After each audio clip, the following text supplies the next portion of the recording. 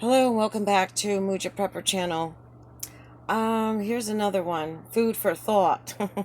Pun intended. I hear a lot of people talking about their preps and, oh, this is what we're going to have for breakfast. This is what we're going to have for lunch. This is what we're going to have for dinner. This is what we're going to have for snack. Well, let me tell you something. When I lived on the prairie, there was no thing as breakfast, lunch, and dinner. Yeah, there were snacks. But the truth of the matter is, it's going to take you a long time to do things. I have a disability because if you watch my other channel called Exposing Human Trafficking, these people disabled me. It was all part of retaliation for not joining their satanic cult, and my biological father had left that satanic cult, and so that was the way they took revenge. So it took me like 3 times as long to do what I did, but I did it. Okay.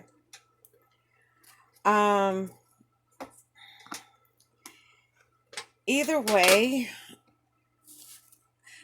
we're talking about living like Little House on the Prairie, Laura Ingalls. Okay. I don't think you realize what you're getting into. That's why I keep saying go try it for a week, okay?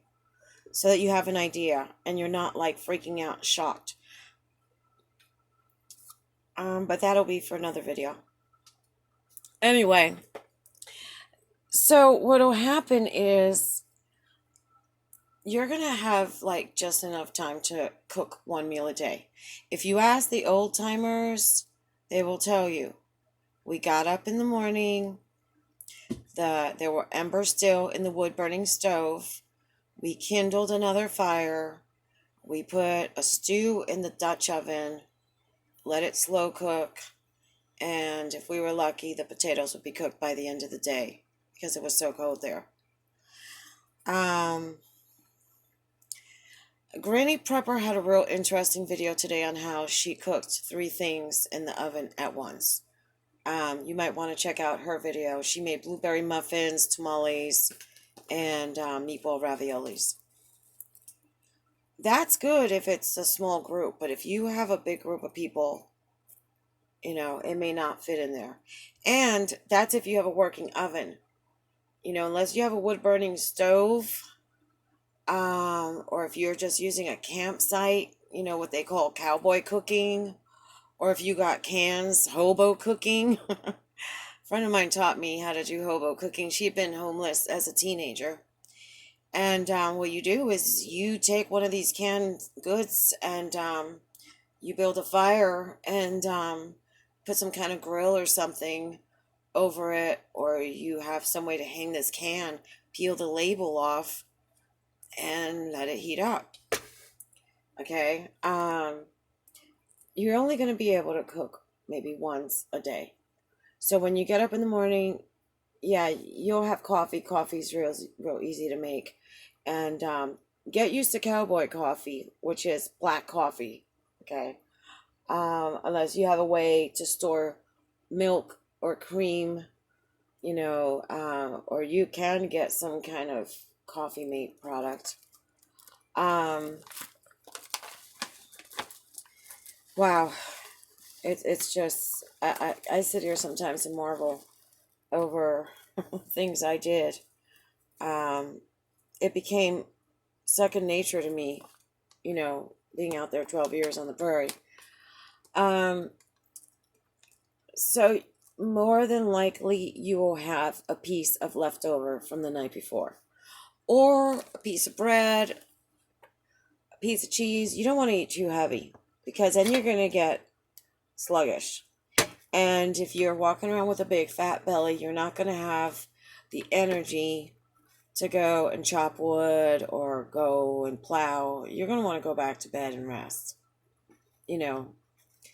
As for lunch, you might just skip through it. You might be so busy doing what you're doing that you might skip through it And I think that's why they made things like beef jerky. You know, you have a little snack of beef jerky. You know, I used to have a chocolate chip cookie and keep going. I'm not the most healthy eaters out there.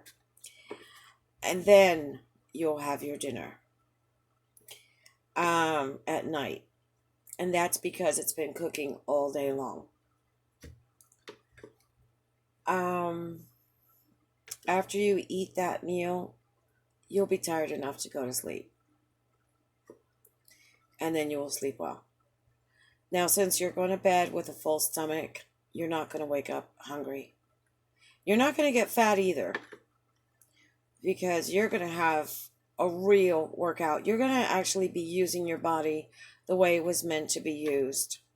Um, Society's sedentary jobs, they don't demand much of us. That's why people get gym memberships and, try to tone up because we're not using our body the way it was designed to be used. Now, another food for thought is in the winter months, I noticed my animals didn't want to come out early in the morning either because it was cold. They'd rather stay, in their coops or in their nest or whatever they had, their den. They couldn't be bothered. So I would feed them in the warmest time of the day, which was the afternoon. And again, same principle. They eat a lot. They go to bed with a full stomach. They wake up full. So there goes your breakfast, lunch, and dinner in off-grid situation. There are times, though, that you might want to have breakfast for dinner. You might want to have pancakes and waffles and things like that. It's going to be a matter of what you've got and what you're craving.